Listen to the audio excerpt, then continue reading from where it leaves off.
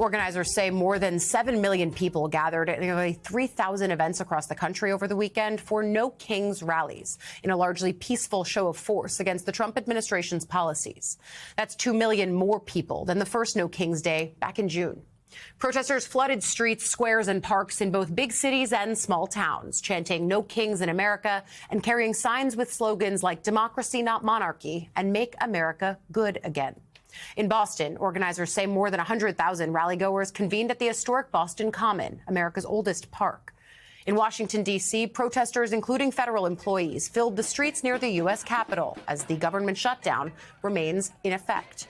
In New York City, people stretched for many blocks, with rallies spanning across all 5 boroughs.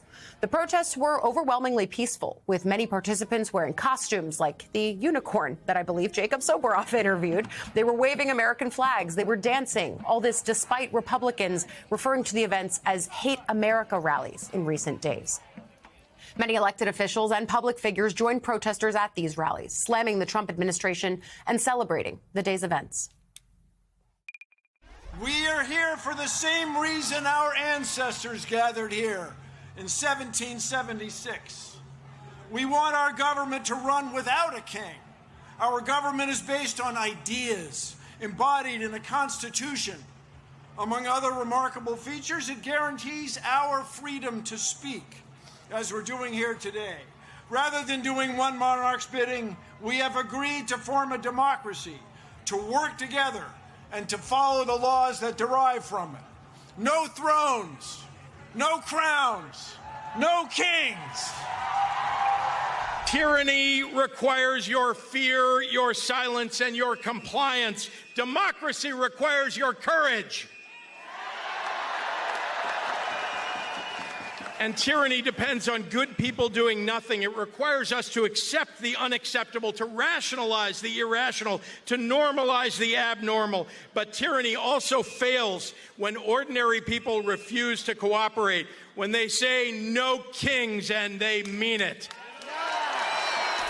Mike Johnson,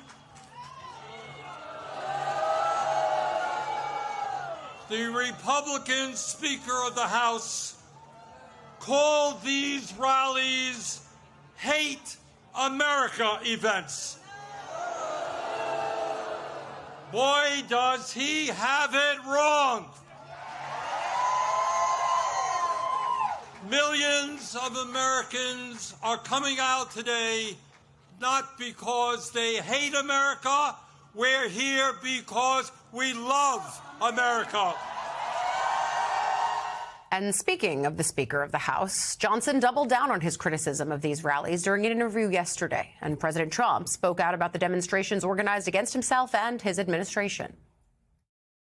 The irony of the message is pretty clear for everyone. If President Trump was a king, the government would be open right now. If President Trump was a king, they would not have been able to engage in that free speech exercise out on the mall. Yeah, I've never called anybody an enemy, but we call out... Hate America rally or, Antifa pro-Hamas, those are enemies. Well, there were a lot of hateful messages yesterday. I mean, we have video and photos of pretty violent rhetoric, calling out the president, saying fascists must die and all the rest. I mean, I don't think that's loving speech. I don't think that's friendly speech. And I don't think it's pro-American to say those kinds of things.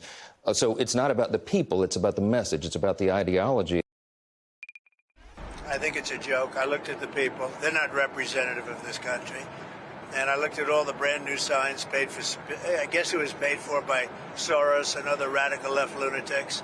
It looks like it was. We're checking it out. The demonstrations were very small, very ineffective, and the people were whacked out. When you look at those people, those are not representative of the people of our country.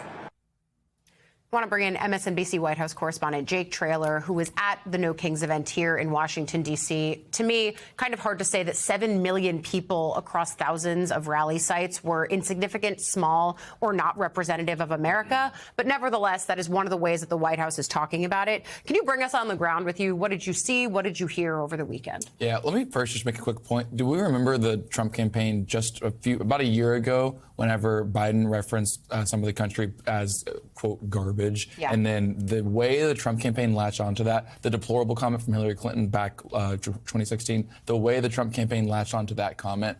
It's interesting the way that the Trump administration, Trump himself, has written this off, these millions of Americans, in a very similar way and are expecting a different result. But I will say, all politics is local. This is a phrase we say a lot of times. That really was true in Washington, D.C. this weekend. The things that they were most concerned about, first of all, 2,000 National Guardsmen have been on the ground now in D.C. for a long time, against the will of many, many of the people that live here. The indictments of John Bolton and James Comey right down the road in Maryland and Virginia for a lot of these individuals. The original military protest or the military parade that Trump had in the summer is kind of the initiator of this actual first No Kings rally back this summer. There were so many individuals I spoke with who their overwhelming thing that they said to me was Trump and his administration frequently speak about this overwhelming mandate that they have, essentially the right to go about and execute whatever way they can because they won this election. Whatever they want. The thing that I kept hearing from literally, I spoke with dozens of people. The mall was packed out. The National Mall, Pennsylvania Avenue, from where we stood by the Capitol all the way to the White House was completely filled out. The thing that I kept hearing from people is Trump does not have an overwhelming mandate. And we're here to say there's a large part of this country that vastly disagrees with what he's doing here. I talked with one individual. Her name was Holly. She said, I'm, not even maybe quote unquote your typical Democrat. She said, I come from a different background from the South. I'm a Christian. I'm a lawyer. I'm a veteran. And I am so upset with what is happening in this country. And this Mike Johnson and Republican kind of conversation about this being an I hate Trump or I hate America rally, an anti-American rally. Her words are really interesting because she honestly sometimes was emotional, saying, I care for this country deeply. I'm here to protest peacefully, but I'm very concerned with what's going on. We have some sound from that I want to quickly listen to. I'm a first-generation American. I am a veteran. I was in the military. I check all the boxes. I'm a mom. I've got 4 kids, but I follow Jesus, but I am a patriot. I am a patriot, and I will not let anyone tell me that I am not here because I love my country. Yeah. And so that is, I think of everything, I am passionate about that because the people that are here today, they are concerned about this country. So again, when you hear then the White House, and I saw the response that they gave to you when you asked for their reaction about this, they literally wrote back to you, who cares? But these are Americans who are voicing their concern with what they're seeing. Maybe they didn't vote for Trump. Maybe they're not even the traditional person who's involved in politics, as that woman was saying, and yet they are out there. I think the larger question is, yeah, how the White House is responding, but B, where does this go? Where does this kind of public protest actually get funneled? Is it just the midterms? That's still a year away.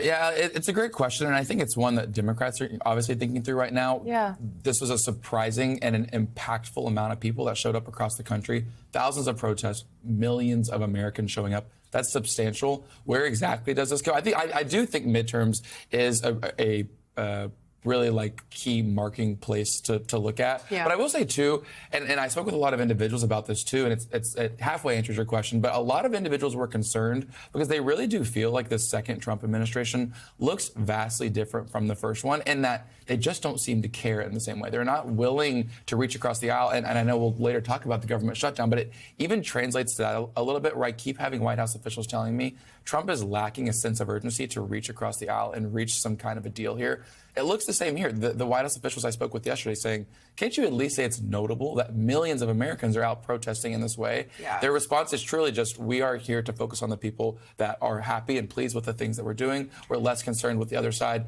That's a scary thing in American politics, and we're seeing it increasingly in the second term. Yeah, because presidents are supposed to be the president for all Americans. And you and I both, at earlier points in our careers, were Trump embeds, right? I did the 15-16 campaign. You did the most recent one.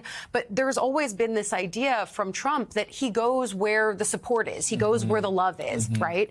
And I think that is something that protesters are picking up on, that this term is really and truly bearing out in a way that I think everyone is aware of now. There's